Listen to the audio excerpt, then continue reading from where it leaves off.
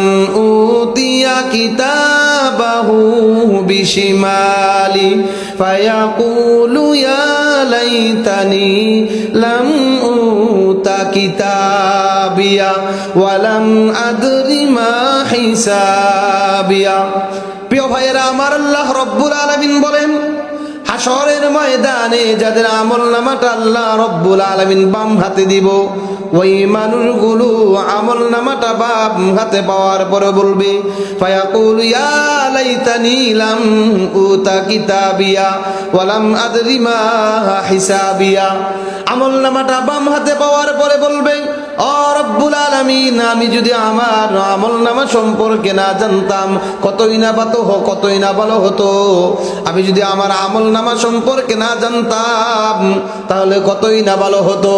প্রিয় ভাইয়েরা আমার, যাদের আমলনামাটা আল্লাহ রব্বুল আলামিন বাম হাতে দিব, আমলনামাটা বাম হাতে পাওয়ার পরে ওই দুই লোকটা দুইটা আফসোস আল্লাহ তাআলার কাছে বলবে, মা আগনা আন্নি মালিয়া হালাকা আন্নি সুলতানিয়া।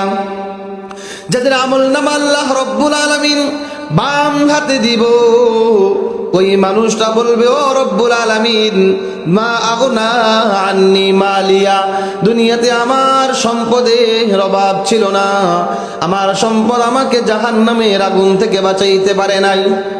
ওই লোকটা বলবে, হালাকা আন্নি সুলতানিয়া, ও রব্বুল আলামিন, দুনিয়ার ভিতরে আমার ক্ষমতার অভাব ছিল না, আমার দুনিয়ার ভিতরে অনেক ক্ষমতা ছিল, হালাকা আন্নি সুলতানিয়া, আমার রাজত্ব আমার কোনো উপকারে আসে নাই।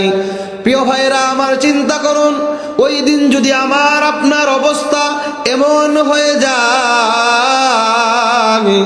আমলনামা যদি আল্লাহ রব্বুল আলামিন বাম হাতে দেয়, ওই দিন আল্লাহ রব্বুল আলামিন ঘোষণা দিবে, ও আমার ফেরেশতারা, এই নাফরমান বান্দাকে ধরো, খুযুহু ফাগুল্লু সুম্মাল জাহিমা সাল্লু। আল্লাহ রব্বুল আলামিন বলবে, আমার ফেরেশতারা যাও, আমার এই নাফরমান বান্দাকে ধরো, 70 গজ শিকল লাগাও। আমি আল্লাহ তাআলা নাফরমানি করার কারণে, আমি আল্লাহ তাআলার অবাধ্য হওয়ার কারণে, গুনাহের কারণে 70 গজ শিকল লাগাও, আর এই নাফরমান বান্দাকে জাহান্নামে নিক্ষেপ করে দাও। নাউযুবিল্লাহ। চিন্তা করুন সেই দিন কি অবস্থা হবে।